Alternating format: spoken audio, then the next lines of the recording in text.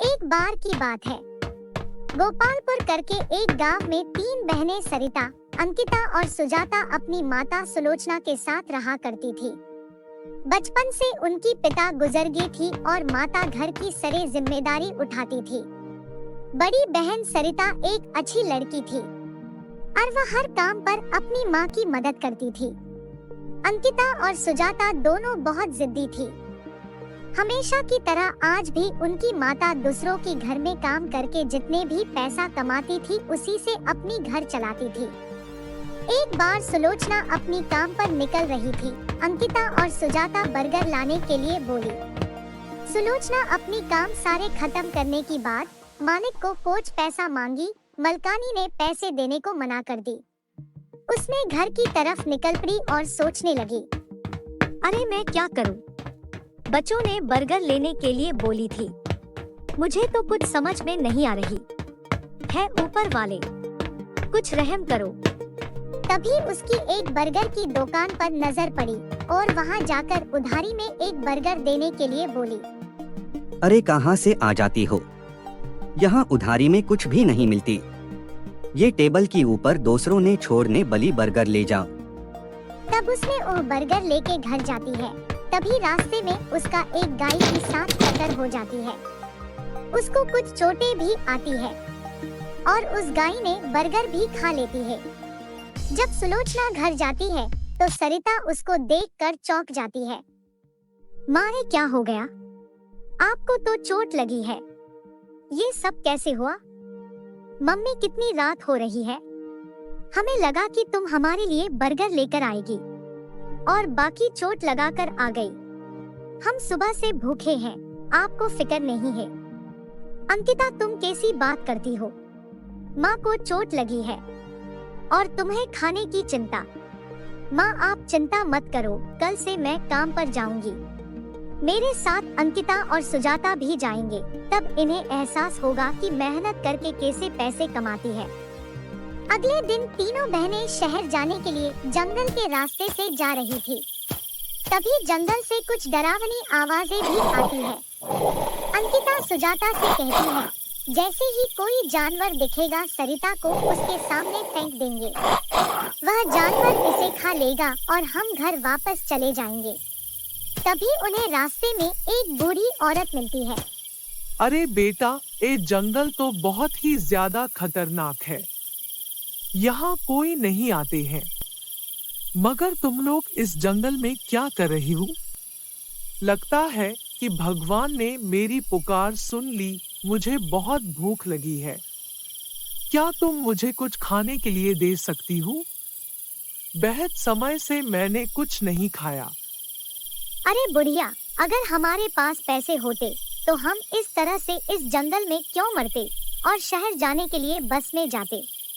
हमारे पास तुझे देने के लिए कुछ भी नहीं है। अगर तुम भूखी है तो हम क्या करें? अरे तुम बड़ों से कैसे बात करती हो? अगर हमारे पास कुछ खाने के लिए नहीं है तो हमें प्यार से बोलना चाहिए। इस तरह से बात नहीं करनी चाहिए। अम्मा जी, आपको देने के लिए हमारे पास कुछ भी नहीं है। हमें माफ कर दीजिए, हम आपकी मदद नहीं कर सकते। ऐसा कहकर सरिता उस बूढ़ी औरत से माफी मांगकर अपनी दोनों बहनों के साथ आगे चलती है। कुछ दूर चलने के बाद उनको सामने तीन नदी नजर आती है, जिन्हें देखकर तीनों चौंक जाती है। तभी अंकिता और सुजाता गुस्से में कहती है, सरिता के बच्चे, हमें एक ऐसे जंगल में लेकर आई है तो शहर को जाने के लिए कौन सी नदी पार होना पड़ेगी? एक नहीं, तीन नदी है। जैसे ही अंकिता और सुजाता सरिता के साथ झगड़ रही थी तभी वहां पर एक सुंदर सी परी आती है और उनसे कहती है, तुम्हारा इस जादुई नदी में बहुत स्वागत है। यह परियों की तीन नदी है।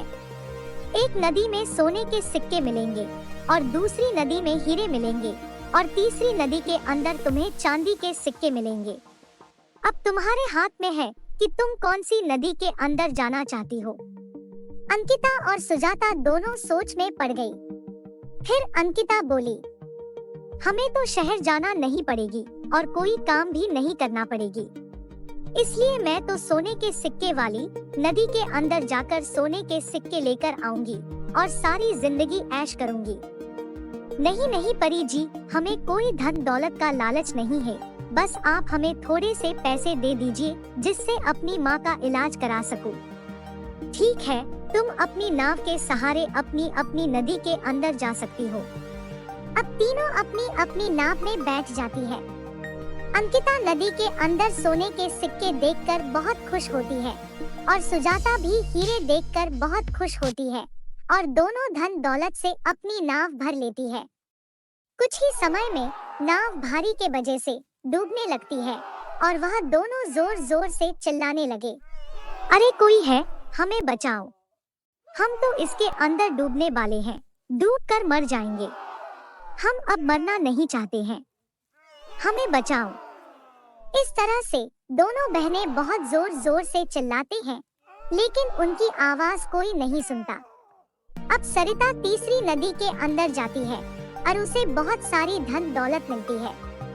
फिर भी उसने लालच में नहीं आया और कुछ भी नहीं लाया और बाहर आकर अपनी बहनों को ढूंढने लगी।